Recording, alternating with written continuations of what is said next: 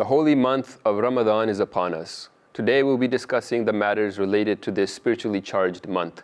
Join us on Beacon of Truth.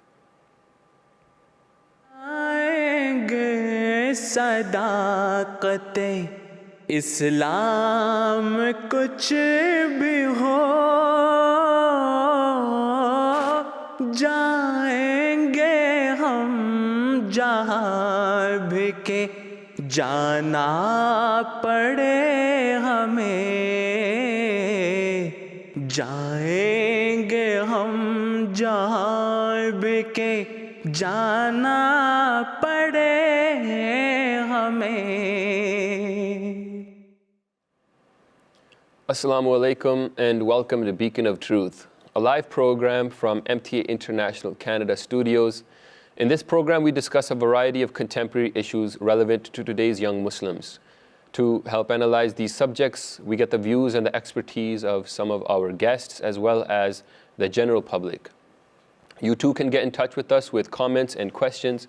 You can send us your questions via Twitter and Instagram using the hashtag BeaconMTA. We're conducting an online poll today. Today's topic is Ramadan. So on social media, we asked you, what is your motivation for fasting?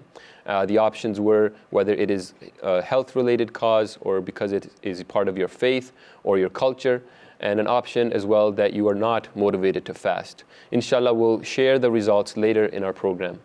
Today, I am joined by my two colleagues, Rizwan Muhammad Sahib and Sadiq Ahmed Sahib, both of whom are serving as imams and as missionaries of the Ahmadiyya Muslim community here in Canada. Now, Ramadan is the holy month of fasting for the Muslims. And in this month, the Muslims all over the world, they refrain from food and drink from sunrise to sunset. And this is all done in an effort to establish a stronger connection with our Creator.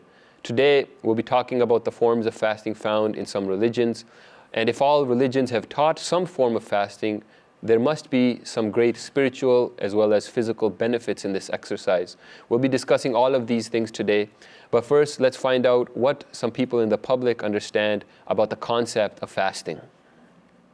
Well, I know in many religions they do fast. For example, Muslims have their Ramadan. In Christianity, they also fast. And that's when they want to receive an answer from God and for God to speak to them in a different manner. We do fasting maybe a little bit different than the Muslims. We would pray continuously and we would not eat food in general. I know in Ramadan you would eat after sundown, and so in Christian way we would not eat for maybe 3 days, for maybe 2 days, and wait for God to respond in prayer or just as a revelation.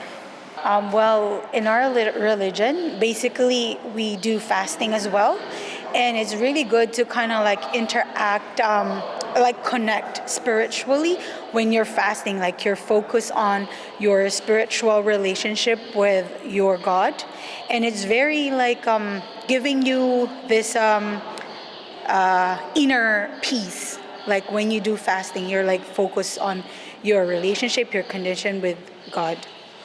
I think when we put ourselves in a position of less privileged people, it makes us connect more to our spirituality or inner self, because that time we didn't have all these distractions that we normally have during when we were not fasting. So being in that state of purity of fasting with your mind and your eyes and your mouth and everything, it gives us more connectedness with our God and with our own spirituality. Let's get right into our discussion today about fasting. Let's start with a little general discussion, first talking about perhaps the reasons for which people fast. Well, the obligation of fasting is found in the Holy Quran, in Surah Al-Baqarah. Allah Ta'ala says, A'udhu billahi minash shaitanir rajim, Bismillahir Rahmanir Rahim, that Ya ayyuhalladhina amanu, kutiba alaykumus siyamu, kama kutiba alal ladhina min qablikum, la'allakum tattaqun. And the translation is that, O ye who believe, fasting is prescribed for you as it was prescribed for those before you, so that you may become righteous. So we see that there are three aspects, main aspects in this verse of the Holy Quran. The first part is that fasting is prescribed for you. So the word in Arabic which is used is kutiba, which means that it has been made mandatory upon you. And the fasting made mandatory upon you is in the month of Ramadan. So it's not talking about any other part of the year, but in the month of Ramadan, it's mandatory upon you. So it's not something which is optional. Sometimes people think that they can fast or maybe they don't need to fast.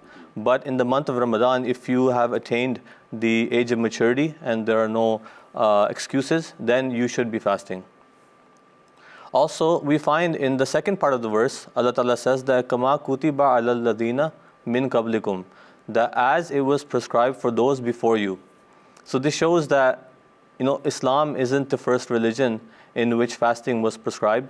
But when we look at the main religions before Islam, we can see that Allah Ta'ala also told those followers of those religions that they should also fast. When we look at Judaism, Christianity, Hinduism, we find some sort of fasting within those religions as well, even though they might differ in to what extent or how they fast. Then we find that all these things, it basically shows that fasting has a link with spirituality. So in order to increase one's spirituality and in order to gain those high levels of spirituality, it's quite important that we fast. And this is why Islam has also made it a basic foundation in the teachings of Islam, that fasting every single year is part of, or it's mandatory as well. And as we can see that, in a building, there's a foundation. And if those pillars are not followed or they're not made properly, then the foundation, it collapses. So in the same way, in the foundation of spirituality in Islam, one of those key foundation or pillars is fasting as well. And in the last part of the verse, we find that Allah Ta'ala gives us the purpose of fasting. And He tells us that the main purpose why you should fast is so that you may become righteous. So we can see that even the actual word of Ramadan, it comes from the root Ramada. And the meaning of Ramada is scorching heat. And this basically implies that it burns away sin or the desire for sin. And so Sahib, staying hungry for a period of time, this is something in many major religions of the world. So how does this help in creating that spirituality or creating that deeper connection with God? Right, Sahib, this is the beauty of the teachings of Islam. When Allah the Almighty gives us a commandment, He also explains the wisdom behind it. When we look at the various commandments which are found in the Holy Quran, the purpose of these commandments, or the essence of all these commandments, is to increase in our spirituality, is to become more righteous, is to connect with Allah the Almighty. So the same goes for fasting, as Rizwan Sahib has mentioned the verse in which fasting is prescribed. Allah Ta'ala mentions at the end why it has been prescribed, and that is لَأَلَّكُمْ تَتَّقُونَ, so that you may become righteous. Now one would ask, how do you become righteous? How do you attain Allah the Almighty through fasting? This reminds me of a story narrated by Sayyidina Hazrat Muslim Maud Raziyallahu Ta'ala Anhu. Huzur mentions that once there was a saint, a teacher, and he had a student who had been studying under his care for quite some time. After the student had finished his studies, he was about to go back home. Upon this, the teacher, in order to see if he has actually learned something, in order to test his knowledge, he asked him a question. And he said that in the place where you are going, is there also Satan there? And the student replied, yes, Satan is everywhere. And the saint asked that, okay, imagine that you turn to God, you try to establish a relationship with God through various teachings, various methods. But Satan comes in your way, he stands in your way, he tries to misguide you, he tries to lead you astray through various means. What would you do? And he said that I would fight him off, fend off his attacks. The saint says, let's say you become successful in doing it, but again you turn to God and Satan comes back again and tries to mislead you once again. What would you do then? And he gave the same answer, that I would fend off his attacks. The saint says, now for the third time, you turn to God, but there he is again, trying to misguide you, trying to lead you astray. What would you do? So when he asked him for the third time, the student, he became a bit agitated. And he said that, what choice do I have? I will continue in fighting off Satan so that I could get to God. And the saint said that if you keep on fighting Satan all your life, when will you be able to reach God? At this, the student, he became a bit quiet. He started thinking about it. The saint then says, let me give you another example. Now imagine that you go and visit your friend, but this friend of yours, he has a dog in his front yard. And when you go for his door, the dog attacks you. What would you do? The student says that I would fight the dog. I would, guide him away, send him away. He says, okay, you become successful and the dog leaves. But as soon as you turn around and try to knock on the door again, the dog comes back and tries to attack you again. What would you do? Again, he gave the same answer. I would send the dog away. He says, now for the third time, you are about to knock on the door and the dog comes back and attacks you. What would you do then? He said that at this point, I will call on to my friend who is inside. I would tell him to come out, take care of your dog. I'm trying to get to you, but your dog is not letting me get to you. So this is the essence of fasting. Fasting, according to the teachings of the Holy Quran, leads to taqwa. And taqwa, in essence, is God consciousness. Taqwa, a person who has taqwa becomes more conscious of God. He becomes aware of God. And this month of Ramadan, fasting, it gives us this very opportunity that we are able to call unto God. We should call unto God to fend off the attacks of Satan. And we should seek his help and we should seek his mercy. Jazakumullah. Earlier I mentioned that the viewers can get in touch with us with comments and questions, and you can send us via Twitter and Instagram using the hashtag BeaconMTA. This was also a question that we asked some of our viewers, and the question is, how do you think fasting helps us in improving our spirituality? This first comment comes from Krishan Ahmed Sahib. He says that personally, fasting helps us in becoming aware of the everyday abundance of blessings provided by Allah, being more thankful and more praiseful of His mercy and graciousness. Another comment from Dania Chaudhry Sahiba, she says that the time of Ramadan is so special that it always comes around when someone is in deep need of God and the right path. And thus praying 5 times a day as well as reading the Quran and fasting all come together to help one receive the help they need.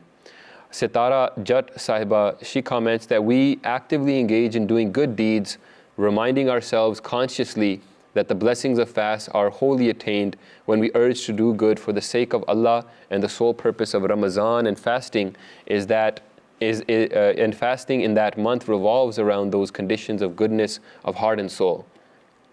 Uzma Noreen Saiba, her comment is that fasting gives you empathy for humanity and you try to serve humanity. Offering nawafil and reciting the Quran gives you a chance to reflect on yourself, and by doing these things it becomes a habit, and so we do it more than we used to, and by doing these things it improves our spirituality.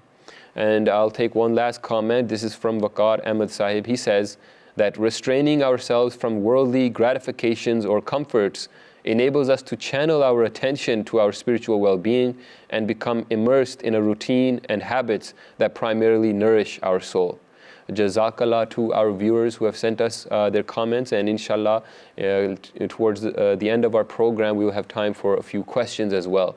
So far we've discussed that fasting is not just a novel practice introduced by Islam.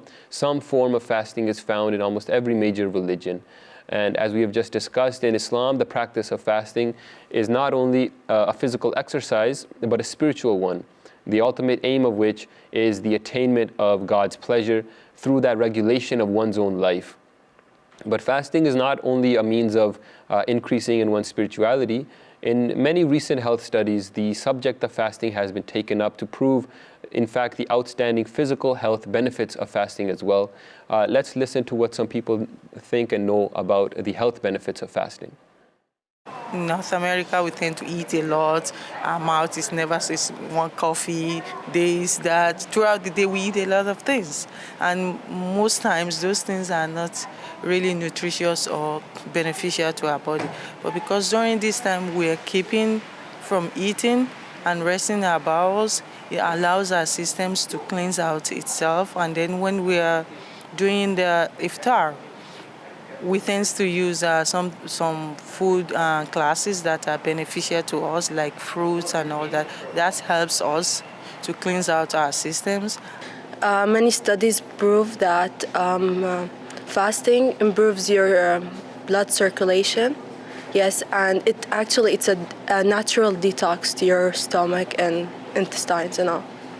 Maybe you're moving away from other bad habits you used to have, like health-wise. Like maybe when you take a step back from it, because every day when we're outside, we like to buy junk food, or like we just buy whatever's convenient and whatever's around. So maybe during Ramadan, you start to take a step back. You're like, listen, like what am I actually putting into my body? Like maybe I should like change my lifestyle. It's a month.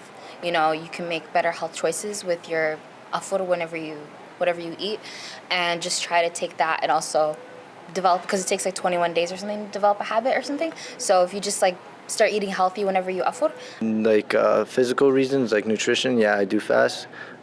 So that whole motion of like breakfast is the most important. I don't necessarily believe that. I believe whenever you wake up and whenever you feel though you should eat, I believe that's when's the right time. So yeah, usually I fast, because usually I will eat about maybe at noon, around 1, and then I'll eat up until maybe 8, 9:30 at night, and then I won't eat until, like I said, noon the next day. So it'll be about a 14-hour fast, I would say.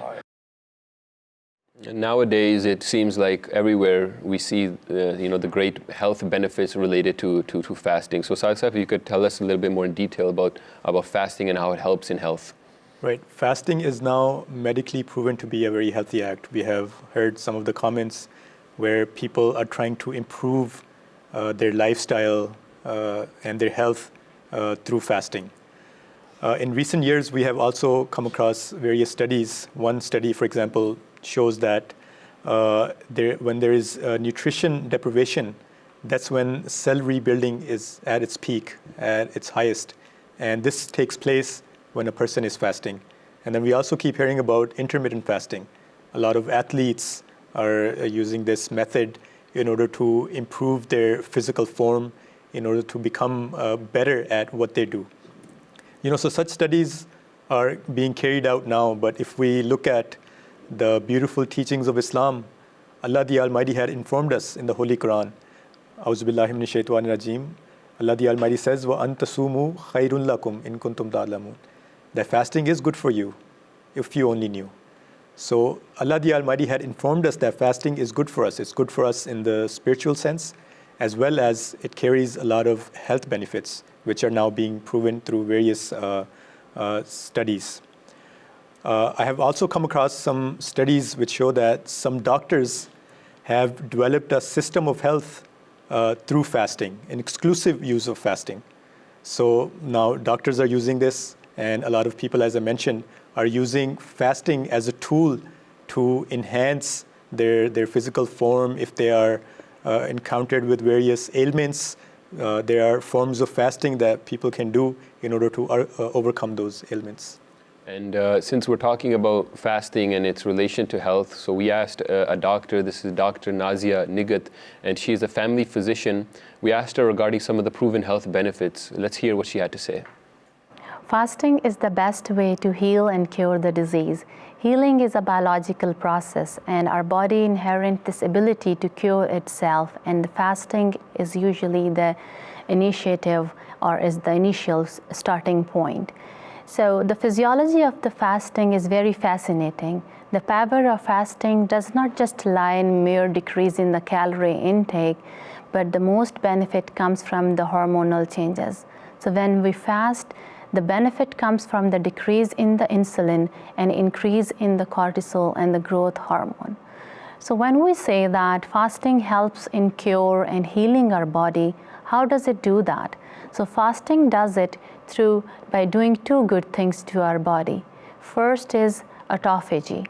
In 2016, a Japanese scientist, Yoshinori Isuhumu, has been awarded by a Nobel Prize regarding his discoveries in the mechanism of autophagy.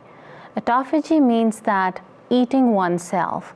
Our body has this mechanism that through which it tries to get rid of the old, worn off, and damaged cell machinery.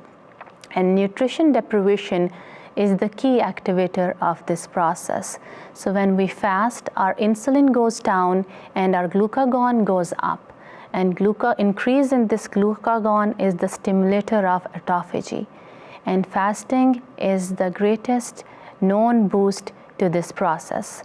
So once our body is able to get rid of these old cells, and then fasting does a second good thing to our body by increasing the growth hormone.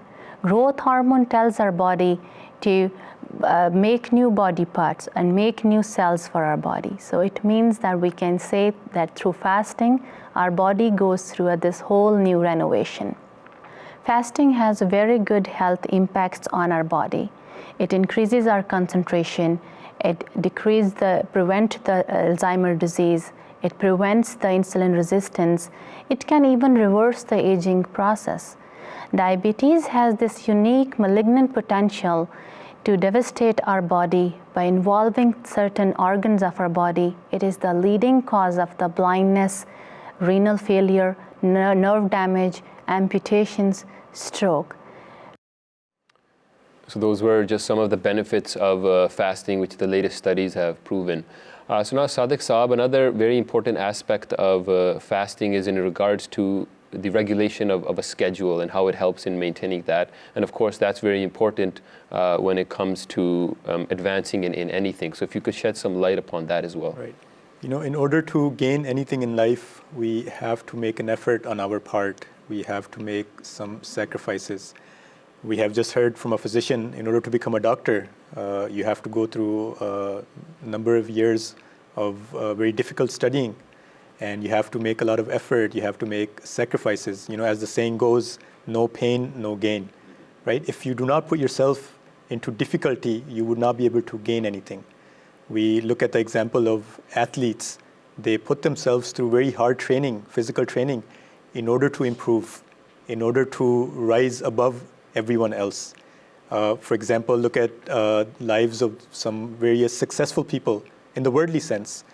One of the things that is most common amongst most successful people is that they wake up really early in the morning. You know, they are early risers. Everyone else is sleeping, but they are awake and they get things done, right? So they're sacrificing their sleep. So in order to gain anything in this life, we have to make sacrifice. And the same goes for the spiritual world. If we want to increase in our righteousness, if we want to become more spiritual, we have to sacrifice. So if the worldly people can do it, then we as religious people, those people who have various commandments, should also try to strive in this. I think it's just about changing one's mindset. For example, if we need to go to work in the morning, we would even wake up at 5 a.m., 6 a.m., or if we're going to school and we have a lecture in the morning, we would wake up at 8 a.m. So why can't we, in the month of Ramadan, wake up for tahajjud, eat suhoor, and also offer the Fajr prayer? So it's just about changing that mindset and making our bodies adjust to that, the aspect of it. And apart from, the physical health benefits, we know that fasting also has a great deal of positive mental health benefits as well, especially because we're talking about building those good habits, and this is a time period in which that can definitely happen. So how does fasting help in that regard? So there was a doctor, a plastic surgeon in the 1950s. His name was Dr. Marshall Maltz. And he basically noticed that it would take a minimum of about 21 days for a patient to get used to any alteration or any change in their body. So for example, if a patient had a nose job, or even if one part of the body, a limb, was amputated, so the mind would take at least a minimum of 21 days for it to adjust and to actually acknowledge the fact that that limb has been changed or is missing. So in the same way, when we look at the month of Ramadan, we can see that this is basically a good month or a good tool to change our habits as well. Because we have that whole 30 days, so we can change whatever habits that we want. And not only we can gain any, new habits as well, but also we can see that Ramadan is the month in which we can control our nafs-e amara as well. the one that incites towards evil. So any bad habits that we want to get rid of, we should try to focus on those bad habits and try to get rid of them in the month of Ramadan. And in this way, it's a continuous progress, because every next Ramadan, you're taking it from the place where you left off. Exactly. And you're always improving and getting rid of your bad habits. Jazakallah. We have time now for a few more comments that have come in from some of our viewers. We asked on Twitter that what are some difficulties that you face while fasting? This comment comes from Nayab Khan Sahiba. She says that there are difficulties depending on which season the Ramadan begins. Like not drinking during the summer season, the duration of the fast is longer than in winter season. And she says, but the Holy Quran says, surely there is ease after hardships. So inshallah, Allah the Almighty will help us.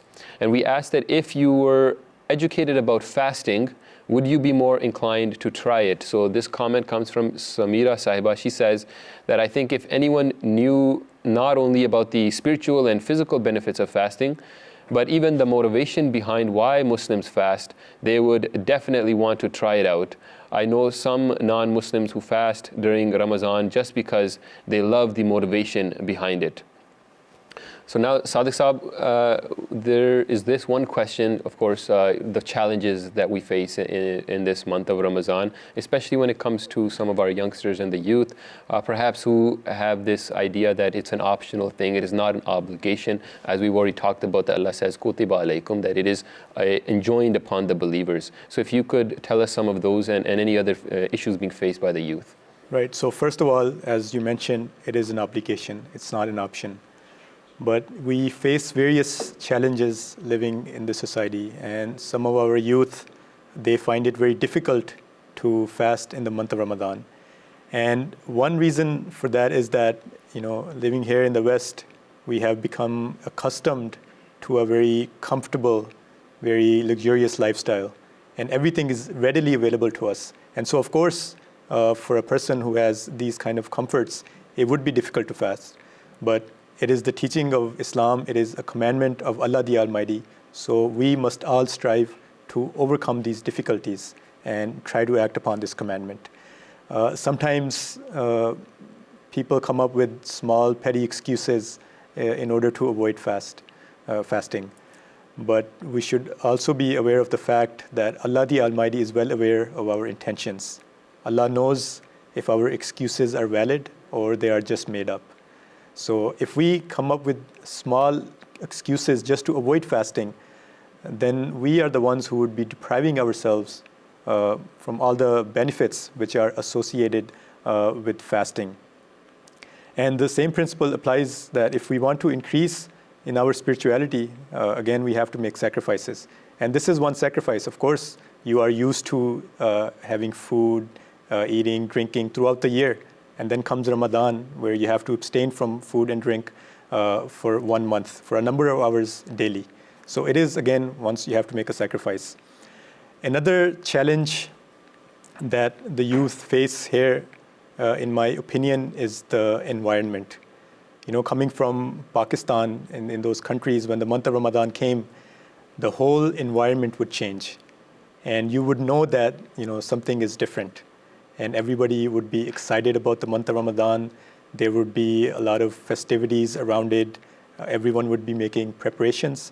But this is something that we lack here, living here in the West. So what we should do is we should strive to make that environment, at least in our families. We should, excite our children. We should let them know that the month of Ramadan is coming. They should know that the month of Ramadan is coming. When they can see their parents making preparations, so on and so forth, everyone waking up at the time of suhoor, offering prayers, taking part in the meal. And then, of course, at iftar time, everyone gets together and eats. So I think that, something else which is part of, fasting and Ramadan is fidya. And fidya is basically for those people who, it's an expiation. For those people who cannot fast, some people have permanent illnesses in which maybe they're too old and they cannot fast. They have health issues which are permanent. So for them, they can give fidya. And the amount for fidya is basically giving the amount for them to eat twice a day. So once, every day is twice a day, basically, the amount of food. And Also for those people who have temporary illnesses as well. For example, sometimes we get sick and we cannot fast. So for them, they should give fidya, and along with giving fidya, they should complete those fasts in the other days of the year. And Rizwan Saab, one more thing that I want to talk about is even how non-Muslims, they can get involved with the festivities with fasting.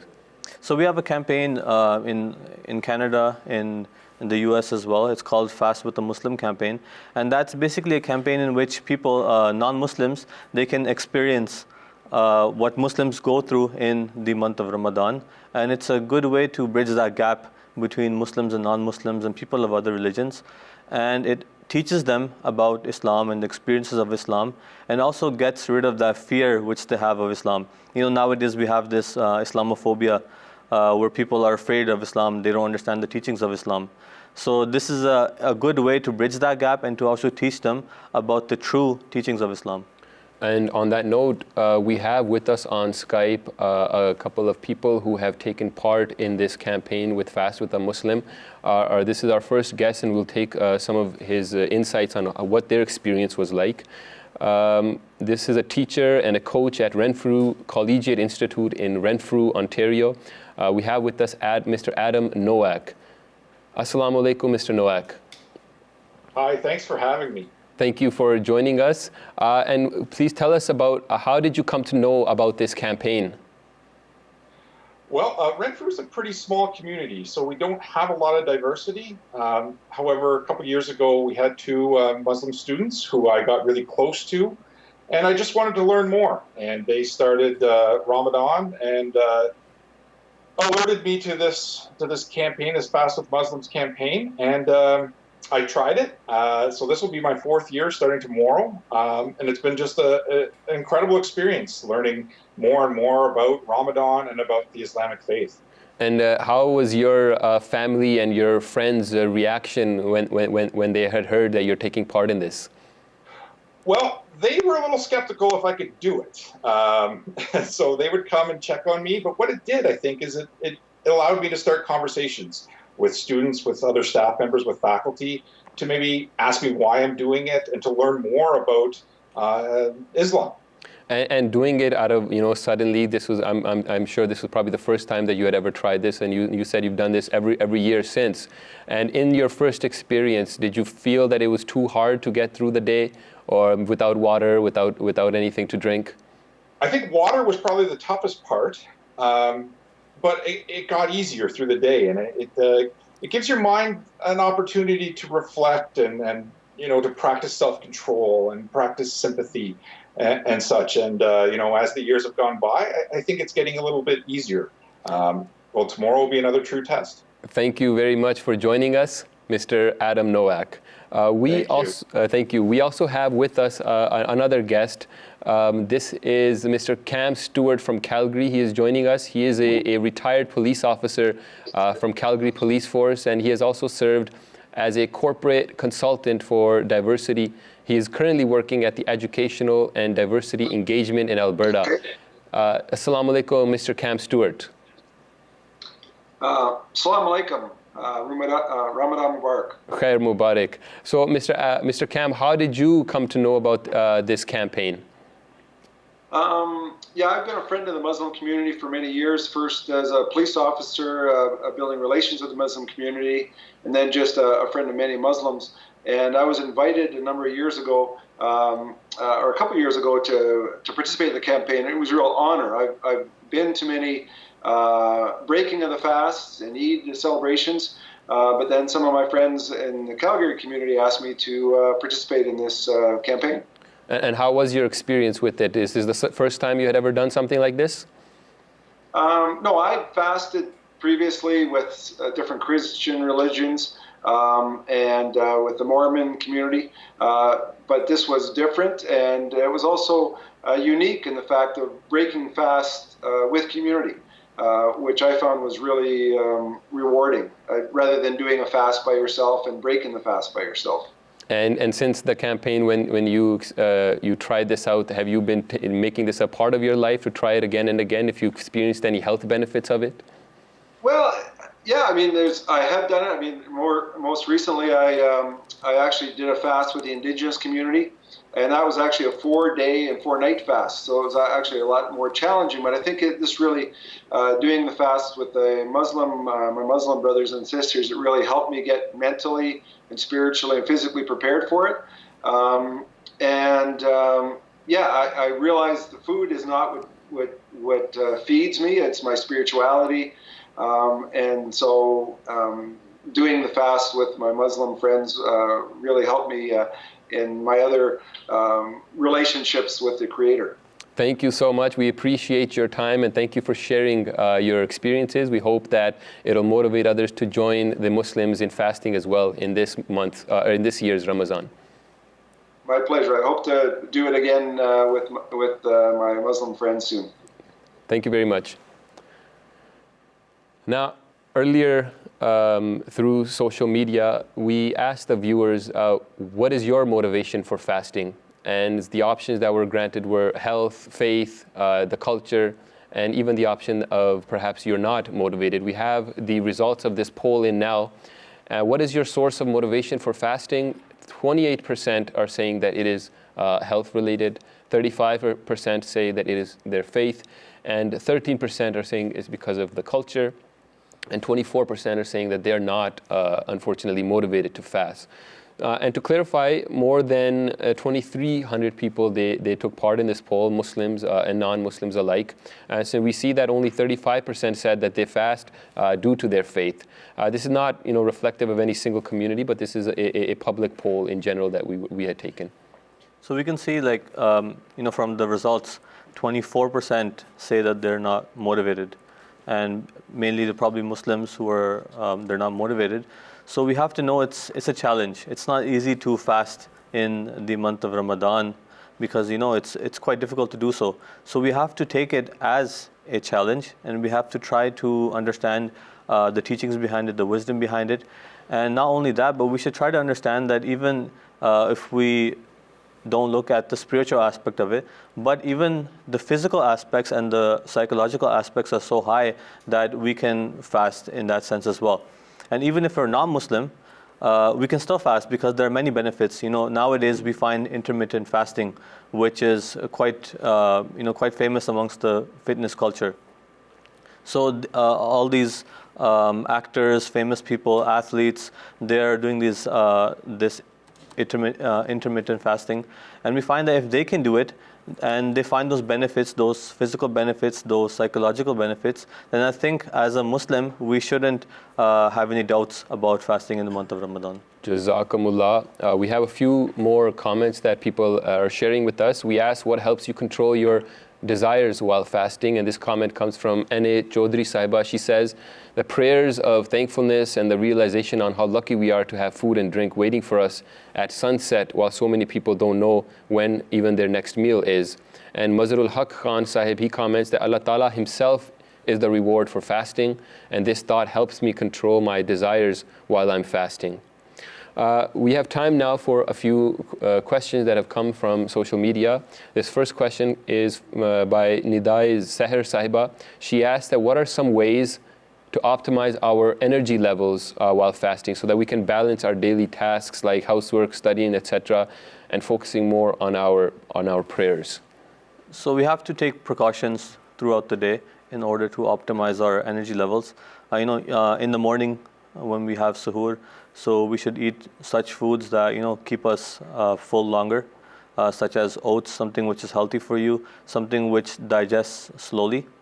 And also we shouldn't, sometimes we in suhoor or in iftar we eat fried foods. Mm-hmm. So that's something which is not beneficial. It's something we should avoid. And we should also stay hydrated. In the morning we should have plenty of water as well. And also just overall, we shouldn't try to exert too much energy. We should try to, instead of taking the stairs, we can take the elevator instead. And you'll find mostly that when you go throughout the month, it does start to become much more easier and it becomes a part of life. Exactly. Another question, this is from Sabiha Ashraf Sahiba. She asked that why don't young children have a say in when they want to fast? And she says that in some parts of the world, the kids younger than 7 are forced to fast. What can those who know this is happening do to help prevent it? I think there's a misconception with regards to the age of fasting. Perhaps people are confusing the age of fasting with the age in which a child should start offering salat. According to the hadith, the Holy Prophet ﷺ has advised that a child should start offering salat from the age of 7, and when the child reaches the age of 10, then he should be regular in offering the 5 daily prayers. Perhaps the confusion is that the age of fasting is also the same as of age of offering salat. This is not right. There's a narration which states that once Hazrat Umar Raziyallahu Ta'ala Anhu came across a child, and he saw that a child, he seemed very tired, and he was not behaving like a child. He was not running around. He seemed tired and fatigued. And Huzur called him and he asked him that, "Are you fasting?" And the child said, "Yes, I'm fasting." And he told him to go home immediately and tell your parents to feed you. Right? So this shows that the child was very young. He should not have been fasting at that age. In this day and age, the promised Messiah alayhi salam has been sent by Allah the Almighty as Hakam and Adl. In various teachings of Islam, if there are misconceptions or confusions, the promised Messiah ﷺ has come and has removed those misconceptions. And Sayyidina Hazrat Muslim Maud Raziyallahu Ta'ala gives his own example. He says that when the month of Ramadan came, we would be very excited and we wanted to fast, but the promised Messiah would not allow us to fast. And he said that when I was 12 or 13 years old, that's when the promised Messiah ﷺ allowed me to observe my very first fast. So we should start gradually, and as the years go by, once the child reaches the age of maturity, this is when fasting becomes an obligation. If you make young children fast, then it might have adverse effects on their health, and because of that, they might not be able to fast in the future. Jazakumullah. And we have some final comments. We asked that does fasting prevent or cure disease? And this comment comes from Asifa Ahmed Saiba. She says that I know of 2 cases of people around me whose diseases were cured by fasting, severe migraines and severe allergies. And she says in both cases, conventional treatment had failed. Only the benefits reaped by fasting helped these individuals to overcome their illnesses. And as this is the last episode of our series, so we've received some very kind comments from some viewers as well. This one comes from Sahibzadi Yasmin Sahiba and Mamoon Malik Sahib. They wrote that Beacon of Truth has been a very inspirational and educational program for all members of the Jamaat. Jazakallah to the presenters, volunteers, and the MTA team for their dedication and tireless efforts to make this a very successful series. Jazakumullah. And Farhana Zafar Saiba comments that I really enjoyed Beacon of Truth. I always looked forward to watching it on Sundays. This is a great show for the youth, especially for those who are struggling with their faith. You guys are doing a great job. I'm sad that this is the last episode for Canada. Jazakallah to all of our viewers and all of those who have sent in their comments and questions. Now, one of the greatest lessons that we are taught in the month of Ramadan is that if we are able to successfully give up things which are not just permissible to us, but in fact necessities of life, it is like a physical representation that we can even sacrifice our life for the sake of those commandments of God. So it makes one reflect as to why then one cannot sacrifice the things that God has forbidden. And so this motivates us to take the necessary steps to become even better Muslims. And let's not forget that we should increase our righteous deeds in this blessed month and complement those with even more sadaqah, with even more charity, just as the Holy Prophet ﷺ used to do. From the MTA team here in Canada, we wish to convey our Ramadan Mubarak to all the viewers around the world. And as this is our final episode for the series, we hope that you enjoyed and benefited from our discussions. Jazakallah for tuning in, sharing your thoughts and questions throughout this series. Please do remember us in your prayers. Jazakallah Sadiq Sahib, Jazakallah Rizwan Muhammad Sahib for a very interesting discussion. Thank you all for tuning in and joining our conversation. Assalamu alaikum and peace be upon you all.